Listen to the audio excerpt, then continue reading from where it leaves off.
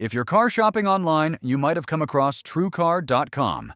It's a site that helps you find local dealers, see what others paid for the same car, and even get price estimates, all without haggling. Sounds great.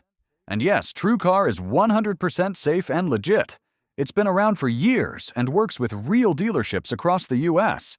But here's the deal. While Truecar shows you prices, not every dealer plays nice. Some may try to push fees or not honor the true price they show online. Also, Truecar makes money by selling your info to dealers, so expect some calls or texts after submitting your details. So, should you use it? If you want a stress-free way to research car prices and avoid dealership games, yes, absolutely. Just know it's a tool, not a magic button. Always double-check deals in person and read reviews of the dealership before buying. Let me know if you've used Truecar before. And if you found this helpful, hit like and subscribe. New reviews drop every week. See you next time.